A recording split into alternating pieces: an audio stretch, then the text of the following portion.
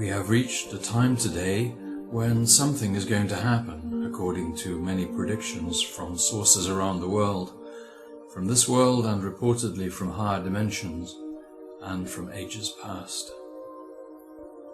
It is said that we will rise to a higher level of ourselves, to a higher level of consciousness, to a more refined state of being, a higher dimension, even returning to the Garden of Eden. It is said that our planet herself, our Mother Earth, is returning to a higher state of her own being, from which she had descended in order to protect and nurture humanity after the time when we fell from our state of grace in the Garden of Eden, an event many of us will have heard about from the Bible and ancient texts.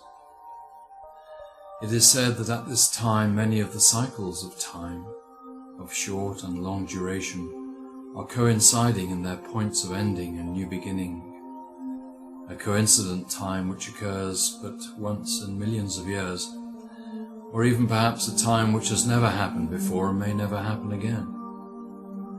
And in these points of ending and beginning there are opportunities for ourselves and the whole of humanity to experience an end and new beginnings. So much is said, and we hear these things in so many ways. Many of these things are told to us by people who are highly credible. Sometimes they are referring to ancient texts. Sometimes they have channeled messages from higher sources. Sometimes they have experiences that cause them to feel the messages are true.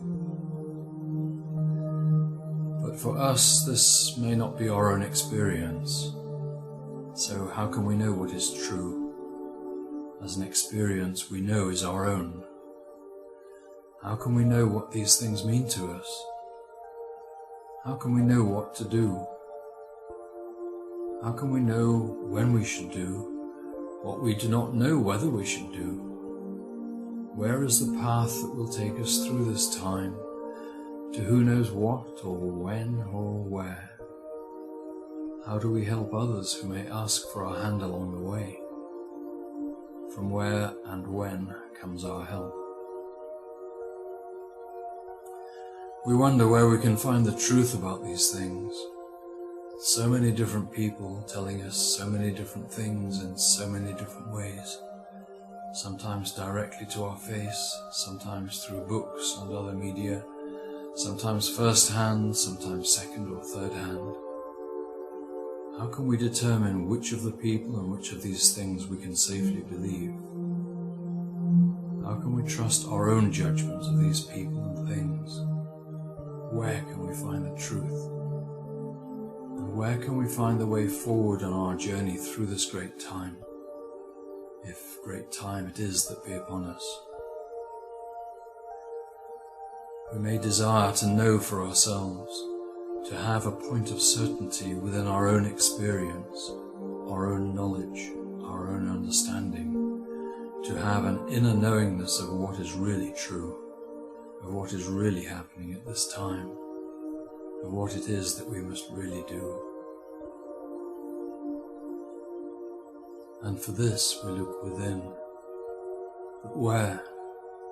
We look to see what is really true for us, what is definitely part of our own experience, our own understanding, that which rings true for us, that works for us, that takes us to our highest state of knowingness within ourselves, that which takes us to our highest state of being in our own experience, that which we know to be good. And for most of us, that thing, that energy, that gift, that sense of sure direction, that which feels so good, so right, so constant, so enduring, is what we love. That feeling of love within us, which arises sometimes as a thought but always as a feeling which seems to be centered in our breast but even has us tingling in every cell of every part of our body sometimes, is the one part of ourselves which seems genuinely to be ours, is something indisputably ours, is something we don't need to be told about, but something which we know is part of our own experience, is the one thing which we can be sure is true, and is of our highest experience, our highest state of grace. We need no one to tell us that our love is the source and goal of everything that we desire to have and to give, to share. That if the world be filled with love, it will be a world transformed into a place we would ask no more of. A place of love, light, harmony, peace, togetherness, respect. A place where we would recognize at last who we really are, beings of love, who are part of a universe of love, all at one with everything. And this love of which I speak has no conditions to it.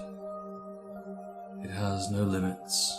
It flows everywhere, to everyone and everything. It is unconditional in every sense.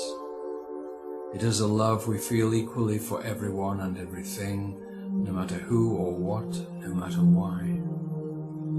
It is a love we receive for reasons we do not need to ask about, for unconditional love is not limited by any reason, place, nor time. It is love which is universal in its presence and in its grace. It is the one thing that never changes in a world where change is everything. It is that one thing which we experience and know that it is ours forever, for eternity, and whoever we are, wherever we are, whatever we do, it is that one thing which is our staff and our guide on our journey. We have no need for fear nor wondering. We have no need to know what is happening in our world, in our cosmos, at this time nor any other. For the universe has its own journey, and what guides it on its journey is love for itself and its own creation, which is everything, an unconditional love. Unconditional love is not just a state of being and a state of grace for ourselves, but also for everything, from the wholeness of the universe to the smallest part of the smallest atom in creation. Unconditional love is that energy which holds the whole of creation together, which orchestrates the whole, which flows from the source into every part of creation and back again. And we are part of that. So whatever is happening in the cosmos and in Mother Earth and in ourselves at this present time, however unprecedented it is, however much change it will bring, however much it will affect us, wherever it will take us, we can be sure of one thing, that it is right, that the earth, the cosmos, the universe, the whole of life knows what it is doing, and it is, as far as we need be concerned, good, in the sense of being positive and right and timely. So, all that we need at this unprecedented time is unconditional love. We need concern ourselves with little else. Unconditional love is our staff and our guide for our journey. It will take us to where we want to go. It will serve others as staff and guide on their way. It is the one thing which we can safely assure ourselves and others of. All we need is unconditional love. So let's live our lives in a state of unconditional love. Let's be aware of that feeling in our breast which lets us say to anyone and anything, in any circumstance or situation, with assurance, with honesty, with integrity, with grace and with dignity, I love you. I love you no matter what, no matter why. I shall always love you. This feeling inside me will never change. It will be with me forever. Worlds may change, but this love I feel for you will never change. Let me say again, love you.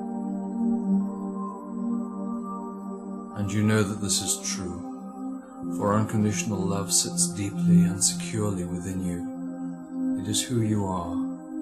It is your inner state of being. It is who and what you will always be.